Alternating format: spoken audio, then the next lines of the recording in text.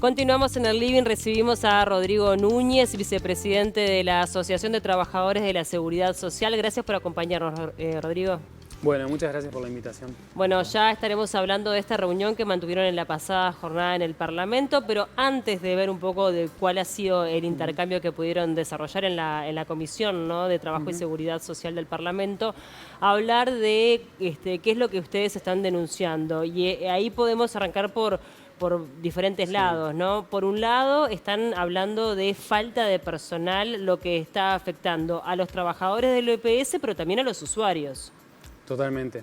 Sí, nosotros tenemos ciertos problemas en lo que tiene que ver con demoras en trámites y diferentes situaciones de salud laboral que van directamente por la escasez de personal que hay. La cantidad de funcionarios de EPS ha descendido muchísimo, estamos en el mínimo histórico.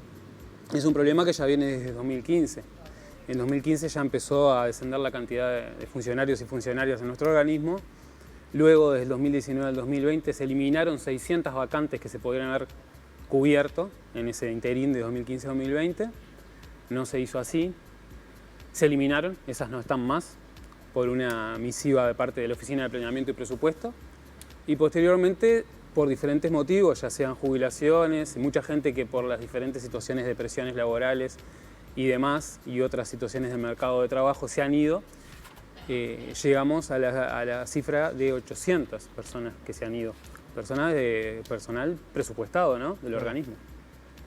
Y la cifra de reposición alcanza solamente a los 200. Y también se redujo aquellas personas que estaban trabajando en el formato de contratación como pasantes y becarios, que también, si bien nosotros no pretendemos que ocupen lugares de trabajo genuinos, es una instancia importante para desarrollar la primera experiencia laboral y poner en práctica todo lo que vienen desarrollando en su ámbito educativo, ya sea en la UTU o en la Universidad de la República.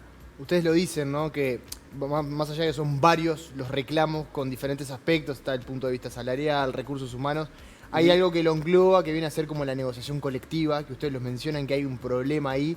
¿Cómo viene siendo esa relación, ese contacto con las autoridades, sobre todo en el diálogo, ¿no? Bueno, nosotros desde el primer momento, a cada planteo que hemos hecho, a cada propuesta, se nos ha recibido. Pero claro, van pasando el tiempo, van pasando las reuniones que se denominan bipartitas, donde participa por un lado ATCS, como el colectivo de funcionarios del EPS, y por el otro lado los representantes del directorio y de las gerencias.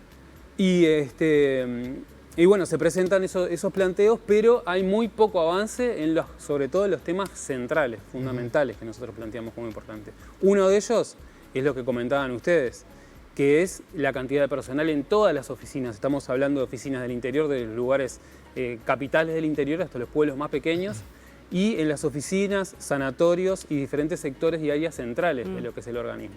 Ahora, esto, como decíamos, obviamente que afecta el trabajo de quienes están empleados en el BPS, pero también hay demoras, por ejemplo, en trámites como la jubilación, que es tan frecuente. ¿Estamos hablando de demoras de cuánto tiempo? Bueno, hay algunas localidades que tienen demoras aproximadas de alrededor de 6 meses de demora. Son demoras realmente muy grandes, depende de qué localidad es. A su vez, se intentó, para abatir esos tiempos de demora, hacer un nuevo programa, un nuevo modelo de gestión, donde hay dos formatos de atención. Hay uno que es presencial y otro que es el back office, el back, en donde se hacen todos los trámites por detrás de la oficina, y también todo lo que tiene que ver con lo virtual. Pero esa medida puede llegar a ser buena siempre y cuando vaya en consonancia con un suministro de personal adecuado. Como un parche para ver sin que ingrese gente se pueda resolver el tema de atrasos y una mejor atención a la población, no ha dado resultado alguno. Me quedé con la pregunta anterior respecto a eso, que ustedes tenían diálogo, pero las propuestas que ustedes hacían no se efectivizaban ni se llevaban a cabo. ¿A qué le atribuís eso y cómo funcionaba la relación o esa cantidad de propuestas que ustedes hacían y cómo se la tomaban las autoridades respecto a las autoridades pasadas, valga la redundancia? Es decir, con las autoridades digamos, que dejaron en el 2019 su cargo, en el 2020, en marzo. Sí, ahí está. Nosotros veníamos en estos ámbitos tratando de discutir, siempre dando propuestas, muchas veces planteando hasta las soluciones a los problemas.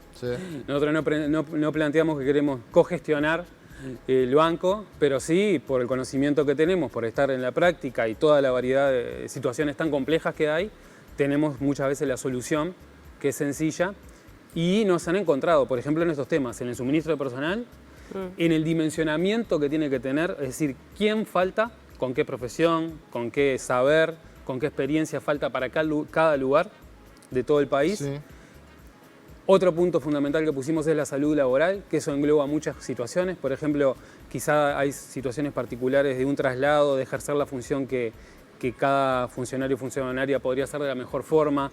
Situaciones donde hay oficinas que hay muy poca gente, situaciones que tienen oficinas que trabajan bajo presión, y tampoco se pudo avanzar en ese sentido de gran forma.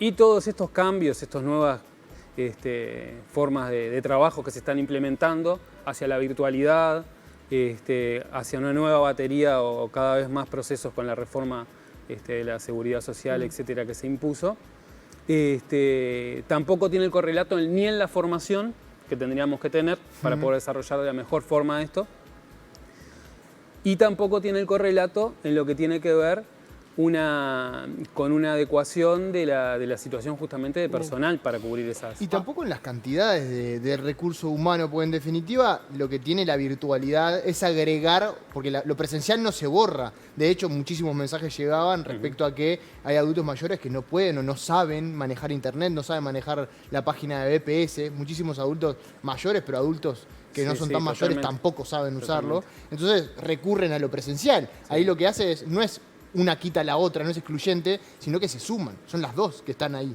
Siempre lo planteamos así, como una alternativa para mejorar y para que a veces aquellos trabajos, justamente ayer en la comisión, un ingeniero que nos acompañó en la parte que está en la parte de informática decía que justamente se puede trabajar y han hecho trabajos muy buenos para poder mejorar todos aquellos trabajos que tienen que ver con lo mecánico, para poder destinar el personal a otros trabajos. Que, por ejemplo, que una persona con un problema grande, porque muchas veces son problemas grandes, lo que tiene que ver con la salud, la jubilación, etcétera, etcétera, venga con un problema y pueda ser atendido con una persona que tenga una formación, que sea una persona que sea servidor público y que pueda resolverle el problema. Entonces la persona ingresa y sale con el problema resuelto. Eso es fundamental. Un poco yendo a lo que tiene que ver con la negociación. Y bueno, nosotros veníamos en ese ámbito, como no teníamos un avance en estos puntos que nos parecen centrales y de fácil solución, pedimos el ámbito tripartito con el Ministerio de Trabajo para que pueda interceder, mediar y poder avanzar por lo menos en algunos acuerdos. Y desde que tuvimos esa instancia en el mes pasado, hasta la fecha de hoy no nos han convocado en ningún otro ámbito para discutir. Estaba pensando que, bueno, más allá de los trámites de jubilación que recién mencionábamos, justo en el día de hoy es el Día Internacional de las Enfermedades Raras y, bueno, es algo que atiende el Banco de Previsión Social. ¿Cómo están en esa área? Bueno, justamente el Banco de Previsión Social se postuló, vamos a decir, como centro de referencia para atender las enfermedades raras y los efectos congénitos. Pero claro, para llegar a eso hay que sustentarlo con conocimientos y personal especializado y la infraestructura. Y nosotros justamente queremos transitar el camino para poder desarrollar eso porque no se está dando en la vía de los hechos. Desde el 2020 a la fecha no han ingresado ningún profesional de la salud, ni se han podido hacer cambios internos para que puedan acceder a esas funciones. Personal que tienen la función dentro del organismo podrían hacerlo y no se les posibilita tampoco. Tampoco hay un desarrollo importante en lo que tenga que ver con la infraestructura y tampoco se ha desarrollado un proceso de adecuación porque hay muchos médicos, odontólogos de las diversas ramas de la salud con una sapiencia muy importante, de muchos años, a veces sobre enfermedades que tiene muy poca gente, pero son súper importantes, se va la vida en cada una de esas enfermedades. Y si la persona, porque hace 40 años que está en el BPS atendiendo esa enfermedad, está por jubilarse porque ya está llegando a los 70 años, no se le dio el recambio adecuado para que pueda formar a esa persona y que pueda tener una continuidad. Entonces realmente estamos en una situación muy compleja desde ese punto también. Fueron ayer al Parlamento. ¿Cuáles son las conclusiones, el balance que hacen luego de ir allí? Bueno, uno cuando realmente ingresa en esos ámbitos como la comisión esta de relacionada al trabajo desde el punto de vista parlamentario. Y bueno, siempre está la expectativa de presentar y que muchas veces queda solamente en la escucha y por ahí queda el tema. Pero realmente nosotros nos fuimos con cierto optimismo de la instancia de ayer porque muchos parlamentarios hicieron preguntas muy interesantes y mostraron preocupación sobre algunos temas. Sobre los temas del personal, sobre los temas de cómo se viene desarrollando el servicio, sobre los temas de trámites que se desarrollaban anteriormente dentro del organismo y que ahora hay planes pilotos para que se desarrollen fuera del organismo, con todo el peligro que puede generar eso en lo que tiene que ver con datos reservados y demás. También otras preguntas de cómo están las instalaciones y preguntas relacionadas a situaciones de tercerización que se vienen dando, lo que nos pareció muy interesante. Fue un intercambio muy fluido y realmente durante esas 2 horas transitamos toda la complejidad de lo que es el BPS, que como les comentaba anteriormente, tiene desde el área informática, el área de las prestaciones sociales, donde desarrolla una cantidad de proyectos de vivienda, de atención a situaciones sociales de todo tipo, todo lo que tiene que ver con el área de la salud y también la atención en las oficinas administrativas en los diferentes lugares de Montevideo, en los barrios de Montevideo y en todo el país.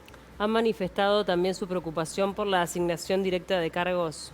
Claro, exactamente. Nosotros planteamos que hay en este momento 86 subrogaciones, que quiere decir que hay cargos que están siendo jerárquicos, que están siendo ocupados sin concurso alguno. Son 86. ¿Eso pasa habitualmente con todas las administraciones? Eso pasa habitualmente. Lo que está sucediendo últimamente es que nosotros vemos que está sucediendo con mayor frecuencia. Hemos planteado algunos casos puntuales.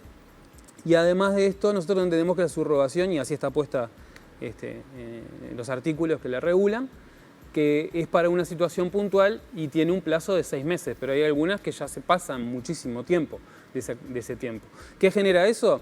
Que claro, primero que nada se corta la carrera funcional y después pues, se puede determinar algún tipo de discrecionalidad de por qué elegir a una persona y a otra no, cuando es una función pública y las personas que están con las características para poder acceder a esos cargos los podrían hacer. Pero estamos hablando de una violación a la normativa, una ilegalidad. Sí, pasa el tiempo estipulado, si no se cubre se tendría que... Pero ustedes tienen constatado, confirmado de que hay casos que ya se excedieron el plazo. Sí, dentro de los 86 casos hay más de 40 que están excedidos totalmente en el tiempo. Entonces se puede concluir que hay ilegalidades por parte de las autoridades, no sé cómo decirlo. Sí, habría que ver desde el punto de vista jurídico si eso connota una ilegalidad propiamente, pero es un problema interno muy grande. Claro. Es un problema interno muy grande. grande. ¿Y hay alguna intención por parte de la asociación de denunciarlo? Esto es lo que estamos planteando justamente. Pero más allá del ámbito parlamentario y político, que muchas veces queda en lo discursivo. Claro, y eso pasa al ámbito administrativo, ¿no? Nosotros ¿Pero hay alguna denuncia ya de esto? Nosotros ahora cuando fuimos a la DINATRA, el Ministerio de Trabajo, planteamos como una preocupación bastante grande. La otra preocupación que hablábamos hace unos minutos es el tema que con todos estos cambios tan grandes que estamos procediendo, con la menor cantidad de funcionarios, con los problemas de salud laboral que está generando esto en oficinas que antes eran de 10 personas, se trasladaron 2, 4 se jubilaron, 2 están con alguna situación compleja de enfermedad, se entra en un círculo vicioso que termina toda la oficina en una situación de salud laboral compleja. Y dentro de todo ese contexto que se está dando, que complica además el servicio y además la población, justamente, y en todo su derecho puede hasta enojarse por esa situación, porque la gente va a hacer un trámite a cualquier oficina del país y si no lo atienden, realmente tiene el derecho para ser atendido, ¿verdad? Justamente en ese contexto se instala desde los principios de 2023 un reglamento que en vez de ir hacia la flexibilidad de atender estas situaciones, va en todo lo contrario y es mucho más estricto. Rodrigo, en caso de que no noten que haya un cambio luego de estos reclamos, de hacerlo público, de ir a la comisión en el Parlamento, ¿tienen pensado alguna otra medida? Nosotros venimos por historia siempre del lado de estudiar los temas, plantear los temas en lo que tiene que ver la negociación, antes que nada. Pero bueno, todo tiene un límite porque la situación realmente la caracterizamos como grave. Y además tenemos ya pautado por el mismo ministerio para el próximo 7 de marzo, la próxima instancia, donde ahí esperamos salir con algún tipo de acuerdo, sobre todo para mejorar. Esto es directamente, ¿no? Acá no estamos por una cuestión de otro estilo más remunerativa ni nada que ver. Esto tiene que ver con la salud de las personas que trabajan en el BPS de cara a brindar un servicio en un momento que se está necesitando. Bien, gracias por el tiempo, un gusto recibirte. Gracias a ustedes.